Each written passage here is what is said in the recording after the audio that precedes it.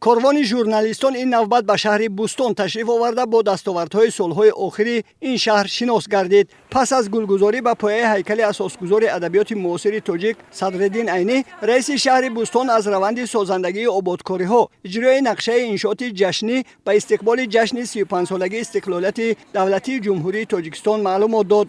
قید کرده شد که محض در دوران صاحب استقلالی تحت رهبری خردمندانه و سیاست سازنده اساسگذار صلح و وحدت ملی پیشوای ملت پرزیدنت جمهوری تاجیکستان محترم امامعلی رحمان تمام منطقه های کشور از جمله شهر و ناحیه های ولایت سوخت راه بزرگ رشد و آبادی را طی نمودند. شهر بوستون نیز همچون یکی از شهرهای مهم صنعتی و اجتماعی ولایت سوخت در این دوره به مرحله نوی رشد وارد گردیده امروز همچون شهر دارای اقتدار بلند استحصالی، انفراساختاری رشدیابنده، محیط زیبای شهری و امکانات‌های وسیع رشد سیاحی معرفی می‌شود. سپس مهمانان در بیمارخانه مرکزی با جریان کارهای تعمیر و از نفسازی شعبه‌ها آشنا گشتند. سردکتر بیمارخانه ضمن صحبت با روزنامه‌نگاران اطلاع داد که همساله با مبلغ‌گذاری مقامات اجرایی حاکمیت دولتی در مؤسسه کارهای تعمیری و وارد نمودن تجهیزات معاصر طبی دایر کرده می‌شوند که این برای بلند برداشتن سطح طبابت امکانیت مساعد فراهم می‌آورد. بعداً کاروان ژورنالیستان در منطقه صنعتی شهر بوستون با فعالیت کارگاه‌های پایافضل براری، قالین‌بافی و زرگری زر سوخت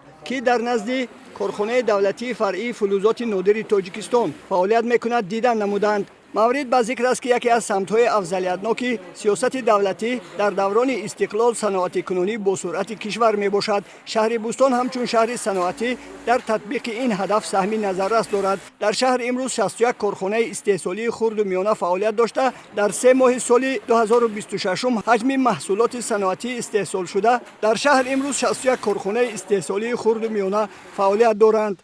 در این شهر استحصال 70 نمود محصولات صنعتی به راه مانده شده است که قسم زیادی آنها محصولات وطنی و عوض کننده واردات میباشند. در سالهای آخر با جلب سرمایه و دستگیری صاحبکاران کارخانه‌های نو به فعالیت آغاز نمودند که اکثریت آنها با اشتراک بی‌واسطه پیشوای معظم ملت محترم امامعلی رحمان افتتاح و مورد استفاده بری قرار داده شدند. از بازدید کارخانه مشترک استحصالی خشت معاصر اعلی صفت نیز روزنامه‌نگاران تأثیرات نیک برداشتند.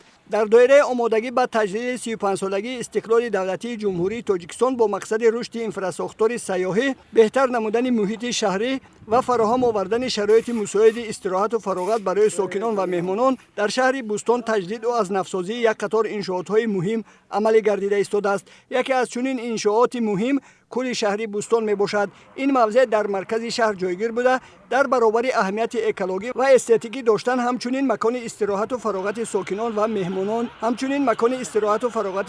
به حساب می رود. مساحت کل شهر بوستون 20 هکتار را تشکیل می دهد. در این منطقه عین زمان کارهای تعمیر و از نفسازی ادامه داشته بنابر اطلاع مسئولین در دوام 10 روز کل شهر پورا تعمیر گردیده با آب پر کرده می شود.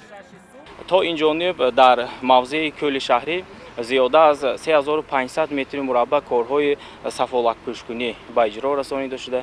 زیاده از 56 عدد چراغک‌های روشنی دهنده، 20 عدد نشست کرسی‌های زمانوی نصب گردید. همزمان کارهای آرماتوربندی و بتونریزی 10,000 متر مربع به اجرا رسانیده شده. این حال ادامه کارها جریان دارد. بازدید از دستاوردهای اهل فرهنگ، روند تجدید و پارچه از نمایش تئاتر دولتی مسکه موسیقی به نام پوشکین، هنرنمایی و دستاوردهای مکتب صنعت بچگانه به نام شادمان الیفوف و هم مؤسسه تعلیمی غیر دولتی وارثان علم به مهمانان خیلی پسند آمد. بخشیده به تجلیل 35 سالگی استقلال دولتی جمهوری تاجیکستان، تمام مؤسسه های فرهنگی شهر بوستون پررد تعمیر و تجدید گردیده. برای فعالیت پرثمر اهل صنعت و هنر شرایط مساعد کاری فراهم آورده شده است.